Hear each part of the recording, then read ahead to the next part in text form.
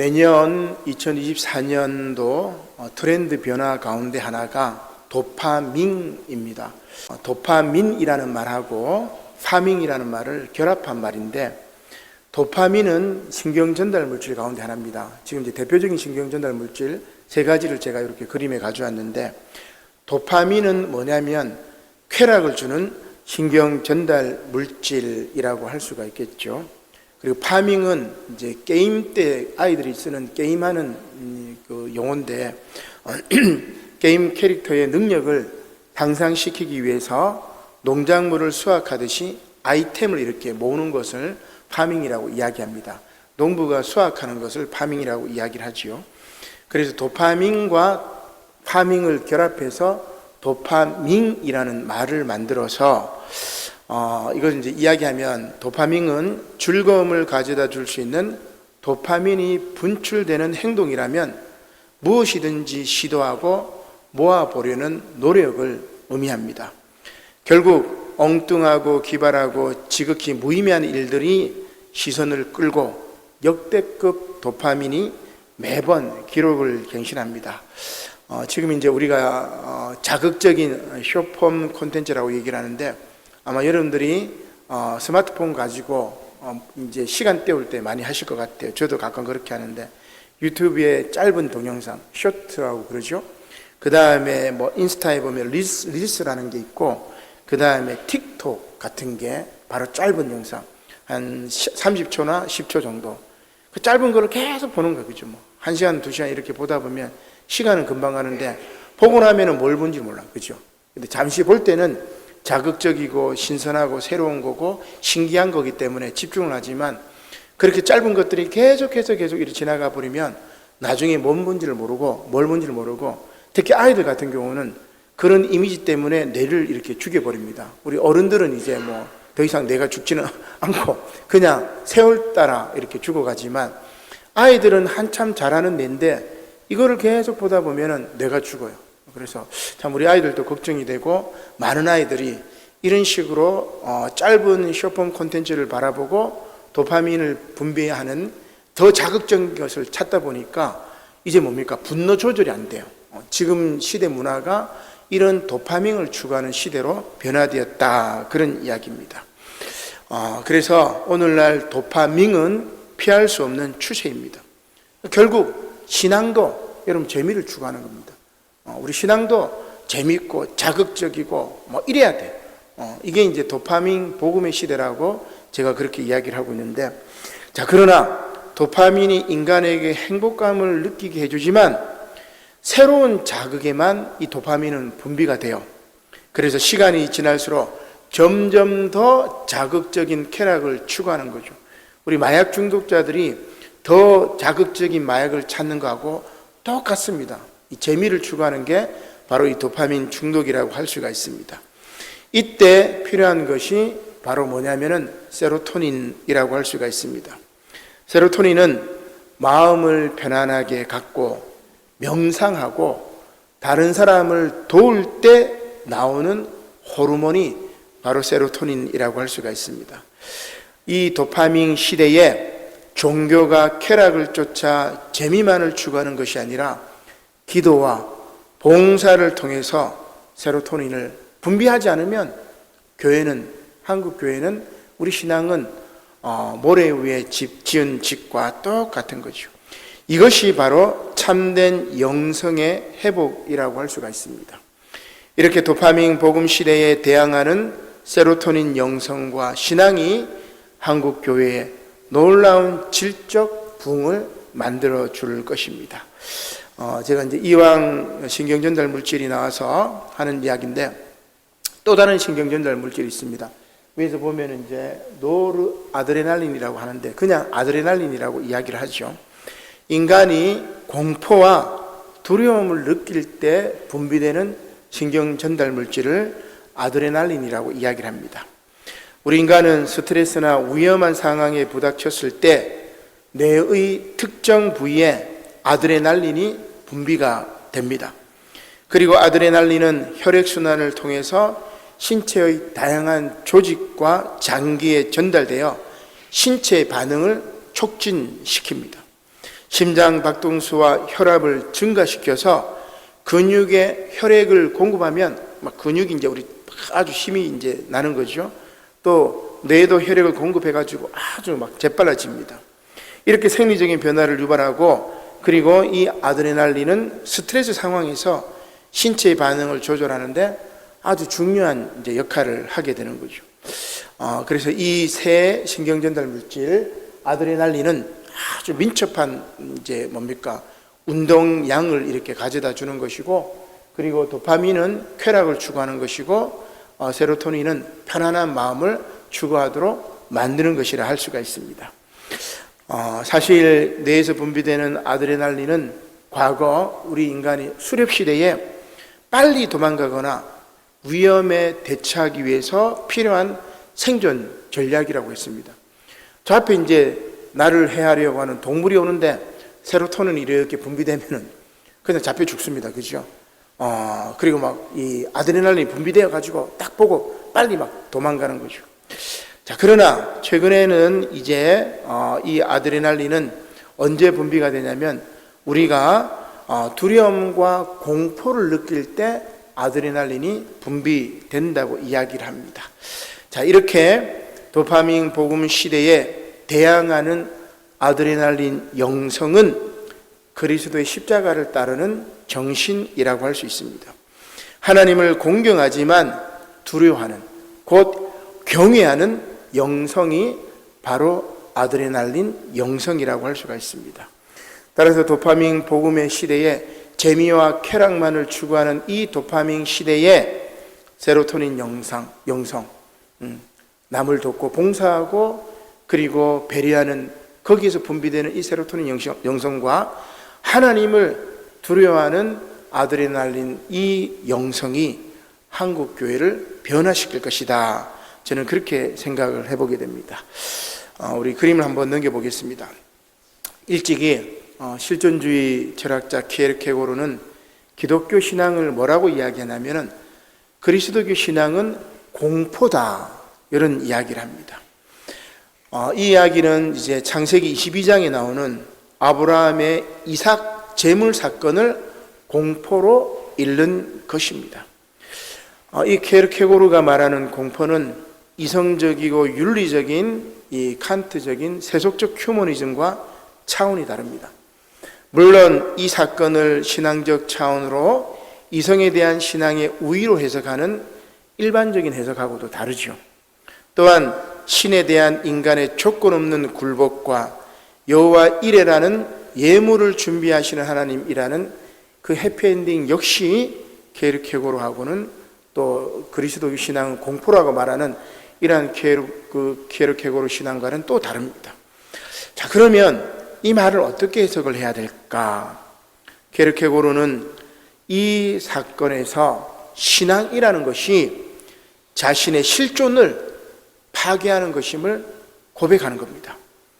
곧 기독교 신앙은 나를 범죄자로 만들 수도 있고 나를 아들을 살해하는 살인자로 만들 수 있음을 깨달았던 것입니다. 그렇지 않습니까? 하나님의 아들 이삭을 바치라고 했으니까 내 아들을 죽이는 살인자, 그리스도교 신앙은 나를 살인자로 만들 수 있고 내 아들을 죽이는 그런 그리스도교 신앙은 키에르케고르로 봤을 때 공포입니다. 공포. 그죠?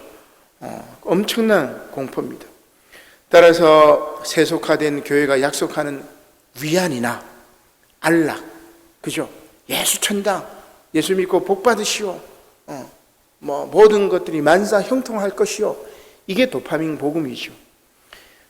따라서 키에르케고르는 이 도파민 복음은 참된 신앙이 아니고 참된 신앙은 나를 공포와 전율, 두려움에 사로잡히는 것이다. 그런 이야기를 합니다.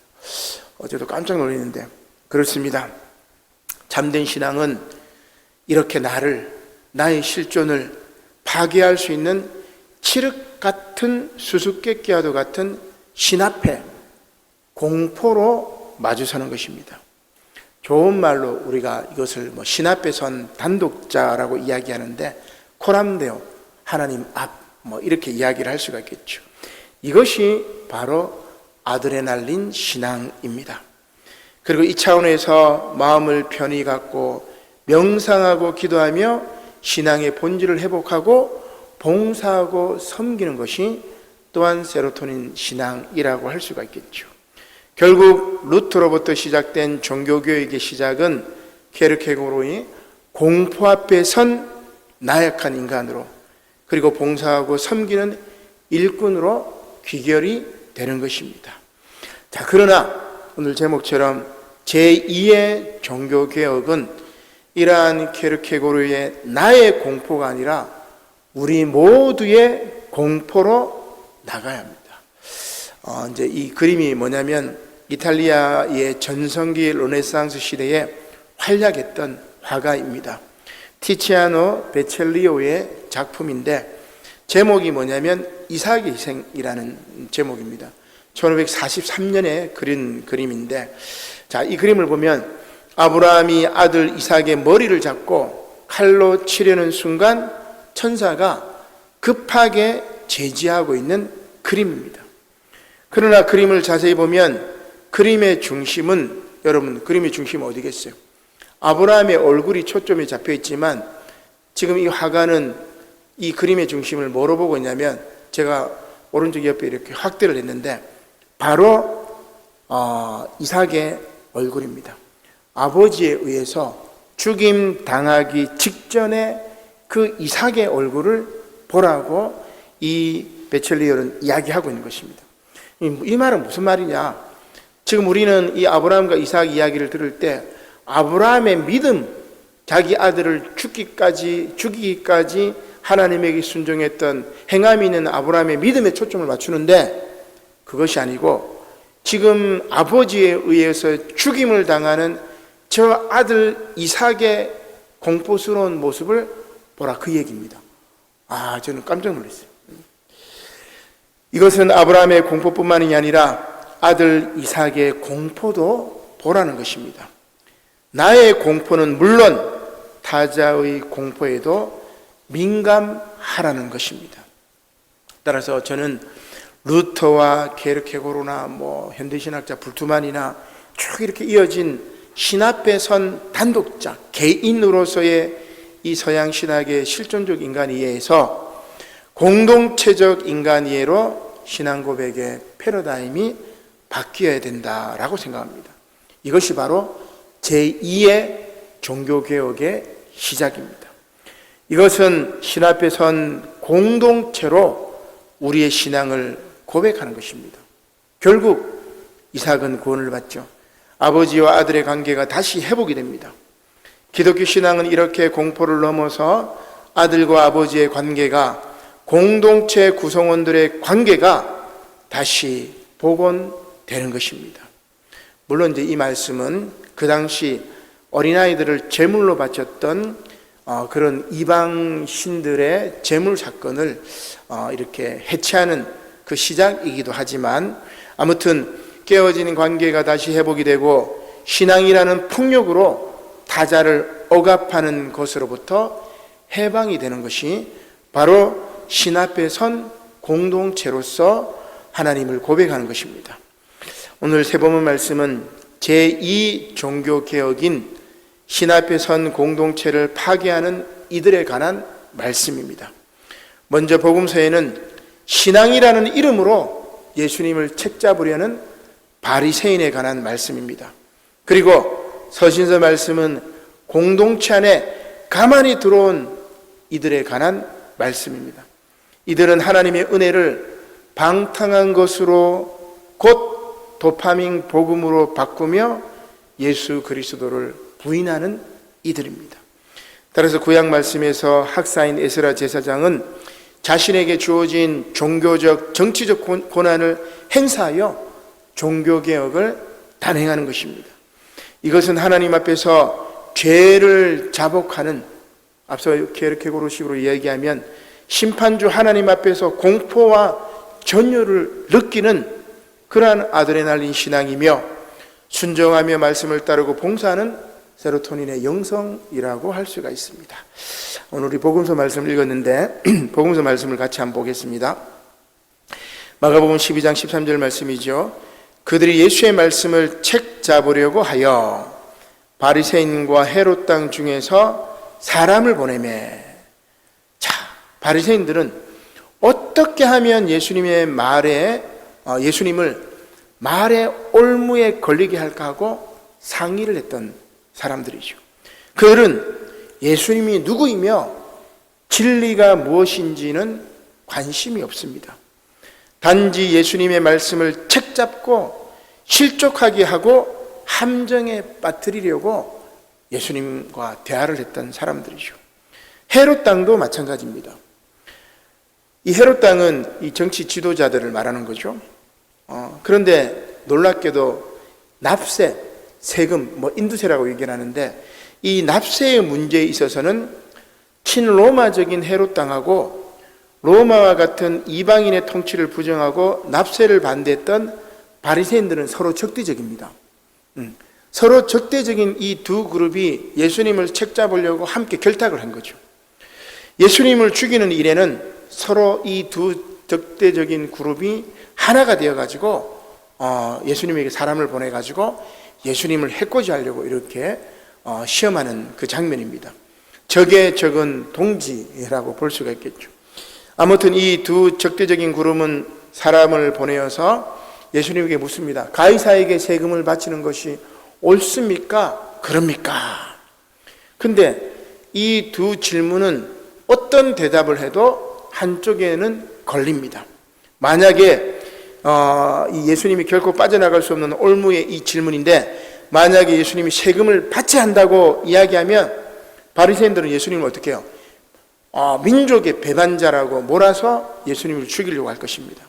만약에 세금을 바치지 말라고 하면 어떻게 돼요? 헤롯 땅은 예수님이 반란을 선동했다고 해서 로마 총독에게 고발해가지고 죽일 겁니다.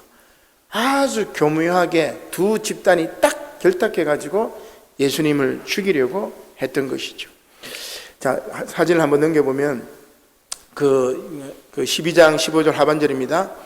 예수께서 그 외식함을 아시고 이르시되 어찌하여 나를 시험하느냐, 데나리온 하나를 가져다가 내게 보이라 이야기합니다. 이게 이제 초대 황제 가이사르의 데나리온이고, 그 다음에 두 번째 황제 티베리우스 황제의 데나리온인데, 예수님 당시에는 이 티베리우스 이제 황제 당시니까 티베리우스의 이 동전이라고 생각할 수 있지만, 학자들이 따져보니까 이 가이사르의 이 데나리온을 가지고 있다고 이야기를 하더라고요. 자, 로마의 돈입니다. 그 돈, 자, 겉으로는 미사여구를 사용하고 백성들의 대변인처럼 이야기하고 있지만 속으로는 사악함밖에 없는 이 바리새인과 헤롯 땅을 예수님이 책망하고 계십니다.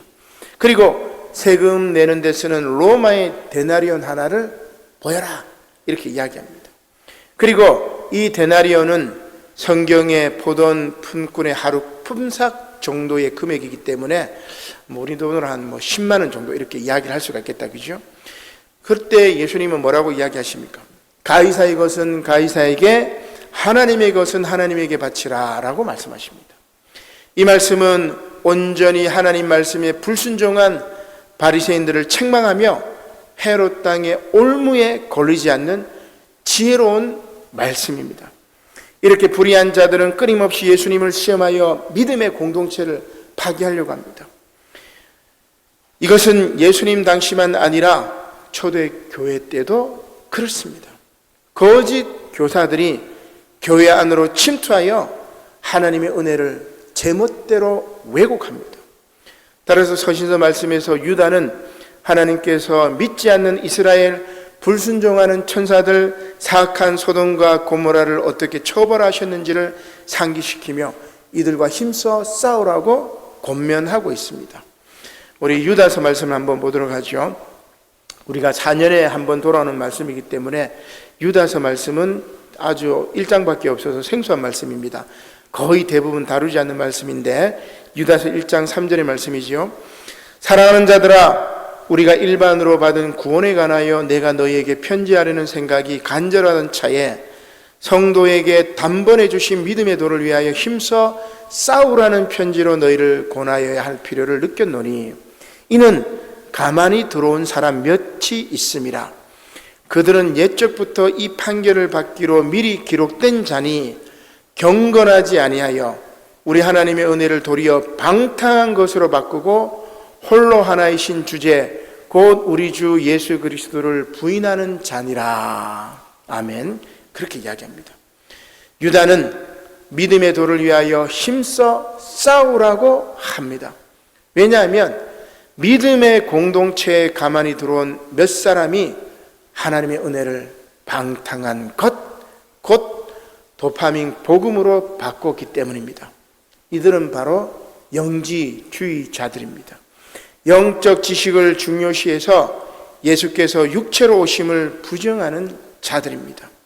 영을 중요시하고 육체를 부정하기 때문에 이들은 육체의 정욕대로 살아도 영만 거룩하고 깨끗하면 된다고 생각하는 사람들입니다. 그렇게 하나님의 은혜를 방탕한 것으로 바꾸어 버린 것입니다. 그래서 유다는 이들 영지주의자들을 꿈꾸는 사람들이다, 그렇게 이야기를 합니다.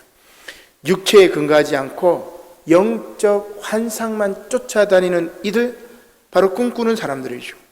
따라서 유다는 영만 거룩하고 육체를 부정하여 정욕대로 살면 영원한 불의 형벌을 받는다고 말을 하고 있습니다. 또한 이들 영지주의자들은 교회의 권위를 무시하고 오직 자신만 옳다고 생각합니다. 나아가 하나님의 영광을 비방합니다. 결국 이 불의한 자들은 소돔과 고모라처럼 망할 것입니다. 계속 말씀 보면 유다서 1장 9절의 말씀이지요. 천사장 미가엘이 모세의 시체에 관하여 마귀와 다투어 변론할 때에 감히 비방하는 판결을 내리지 못하고 다만 말하되 주께서 너를 꾸짖으시기를 원하노라 하였거늘 이 사람들은 무엇이든지 그 알지 못하는 것을 비방하는도다. 또 그들은 이성 없는 짐승같이 본능으로 아는 그것으로 멸망하느니라. 아멘. 여러분 잘 아시겠지만 모세의 무덤은 없습니다. 그래서 신명기 34장 6절에 보면 오늘까지 그 묘를 아는 자가 없느니라, 그렇게 기록을 하고 있죠. 이것은 모세의 무덤이 우상이 되는 것을 하나님께서 막으신 것입니다.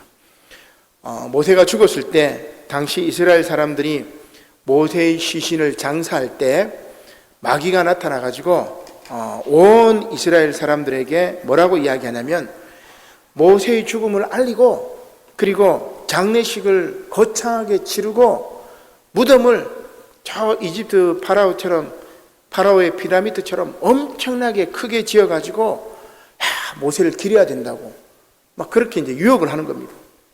그때 하나님은 모세의 무덤이 알려지기를 원하지 않으셨죠.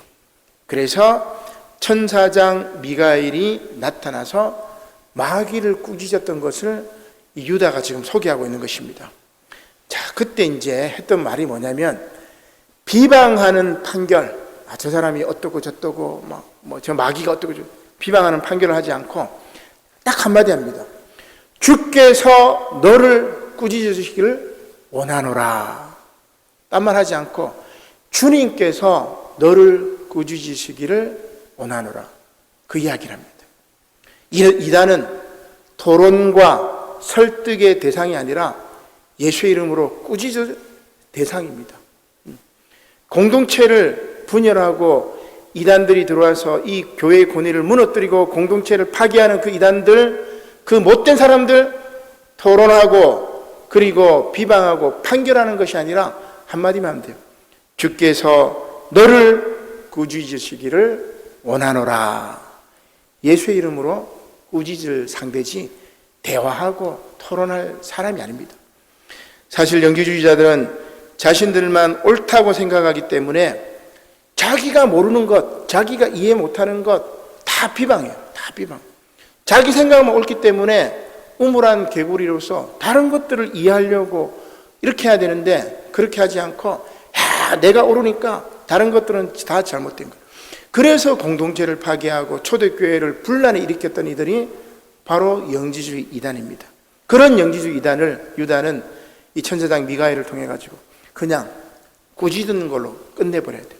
논쟁하고 이야기하고 들어주고 하다 보면은 같이 이단에 빠지는 것이죠. 결국 이성 없는 짐승같이 본능으로 아는 그것 때문에 그들은 망할 것이다. 이것이 바로 도파민 복음의 결과라고 이야기를 할 수가 있습니다. 이렇게 도파민 복음의 시대에 자기 육체를 더럽히며 교회의 권위를 업신여기며 하나님의 영광을 비방하는 거짓된 신앙, 불의한 영성이 판치는 시대에 참된 종교개혁이 필요합니다. 오늘 구약의 말씀이 바로 참된 개혁이 무엇인지를 잘 보여주죠. 오늘 구약 말씀에 보면 학사 에스라 제사장은 하나님의 전 앞에 엎드려 울면서 이스라엘 민족의 죄를 잡아갑니다. 이렇게 에스라는 그에게 주어진 종교적, 정치적 고난을 행사하여 이스라엘 백성을 예루살렘으로 불러 모으고 본격적인 종교개혁을 시작합니다. 그러자 이스라엘 백성들은 에스라의 말대로 말씀에 순종하기로 맹세하고 에스라의 개혁은 탄력을 받아 계속 진행할 수가 있었습니다. 에스라는 사흘 동안 유다와 베냐민 모든 사람을 예루살렘으로 모으고 이방 여인을 아내나 며느리로 삼은 것을 끊어버리라. 그렇게 종교개혁을 시작합니다. 이스라엘 공동체 안에 들어온 이들, 곧 이방 여성들을 끊어버리는 것에서 종교개혁을 시작했던 것입니다. 이렇게 진실한 신앙 공동체를 파괴하는 불의한 이들을 내쫓을 때 개혁이 시작이 되는 겁니다. 그리고 에스라 온 이스라엘 백성들은 철저히 하나님 앞에 자신의 죄를 자복하고 회개합니다. 그렇게 이스라엘의 종교개혁이 완성이 되었던 것입니다. 사랑하는 성도 여러분, 오늘 말씀처럼 참 재미와 쾌락을 추구하고 이런 도파민 시대 때문에 우리 한국교회가 무너진 거예요. 한국교회가 말씀에 대한 질적인 성장 없이 쾌락을 추구하고 복만 추구해가지고 아주 거대한 탑을 세워놨지만 그 탑에 기본이 없어가지고 지금 무너져 가고 있는 것입니다. 이러한 도파민 복음이 아니라 세로토닌 영성과 다른 사람을 돕는 봉사의 정신, 희생의 정신과 그리고 하나님 앞에서 두려워하는 아드레날린 신앙으로 제2의 종교개혁을 시작하시기를 바랍니다. 우리 안에 예수님의 말씀을 책잡고 신앙 공동체를 흔들며 하나님의 영광을 비방하도록 유혹하는 사탄, 마귀를 예수님의 이름으로 내쫓아야 합니다. 그리고 하나님 앞에 죄를 자복하고 다시 시작해야 됩니다. 그런 저와 여러분들이 되시기를 주님의 이름으로 간절히 축원합니다. 아멘. 기도드리겠습니다. 고마우신 하나님, 감사를 드립니다. 재미와 쾌락을 추구하는 이 도파민 복음의 시대에 신 앞에 선 공동체로서 다른 사람을 위해 봉사하고 희생하며 또한 친교하며 사랑을 나누며 배려하며 그리고 아버지 하나님, 하나님의 교회 공동체가 아름답게 세워지기를 바라는 제2의 종교개혁 신 앞에 선 공동체로 우리 남부산 영호교회가 거듭날 수 있도록 하나님 축복하여 주시옵소서. 감사를 드리며 예수님의 이름으로 기도드립니다. 아멘.